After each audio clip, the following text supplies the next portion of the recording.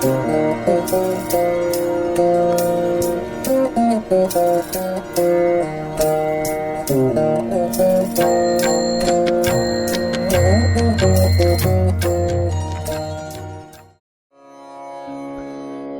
वेळ नाम उच्चारिता नाही, दोन्ही पक्ष पाही उद्धरती.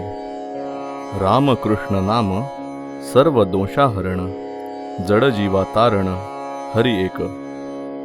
हरिनाम सार जिव्हा या नामाची, उपमा त्या दैवाची कोणवानी. ज्ञानदेवा सांग झाला हरिपाठ, पूर्वजा वैकुंठ मार्ग सोपा. Now one may wonder in this Abhanga what Mauli tries to tell us. There are some break points here. One is, when should one do Nam Jap? Now we are all struck by a biological clock and a clock which tells us that it's morning, afternoon, evening, a seasonal clock. But if you want to do Hari Nam Jap, there is no clock for it. It's absolute. Now when you say absolute time, means that which has no beginning, no end. You can start your Harinam anytime. You can do the chanting at any time, anywhere, at any place. So he says, Kala Veda Nahi. That means there is nothing like a time for it. There is nothing that God would want you to chant His name only at this time, at this place, in this position, wearing these clothes, or having this type of an attire only. Nothing like that. Whenever you feel, you can chant His name. Such is a freedom given to us. Now, if you see in the other yugas, Kali Yuga is supposed to be the most important for us, in the sense that in other yugas, people were having very difficult times of trying to please the Lord. That is, they had to do it with years of penance in the form of yoga or in the form of yajna. But if you see in Kali Yuga, he says, just chant my name, that's enough. You don't have to, and you get instant results. That also he tells us, he guarantees it to us. Now, when he says, Kala Veda Nahi, that means there is nothing which is going to bound you. He also uses a word which is Ram Krishna. That means he says Rama Krishna Uchchara. Now this is a dual name of Rama and Krishna. Many people keep having debates and they keep wondering who is the greater of the two.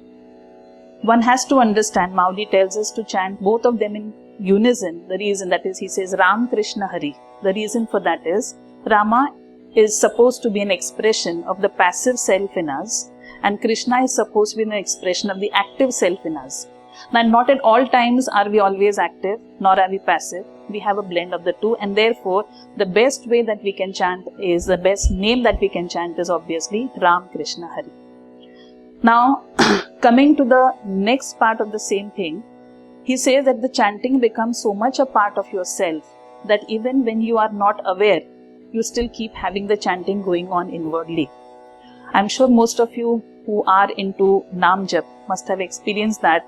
Even if you get up in the middle of the night, you find there is some chanting going on inwardly. That's a state of self-enlightenment, and that is because of His grace on us. Now here, Sant Tukaram tells us the same experience in his own words. He says, Padile Vadana Indriya Sakade. That means all our organs get used to it. We are so used to that name chanting that we feel it's all a part of us. So Nam Jap becomes a part of you. You cannot live without it. In the same way, even Sant Kabir tells us that when you have the Nam Jap a part of you, a part of your system, he says, Ram kare hamara jap hum baithe aaram se. That is what he means to say, that the chanting happens. You don't have to do anything. It happens to you automatically. Now, what is the consequence of this? Mauli guarantees us that if you keep doing the Nam Jap, which is such a simple way to reach Him, that is the ultimate, he says it opens the gates not only for you, but even for your ancestors and even for the next generations to come. They all are blessed with His grace.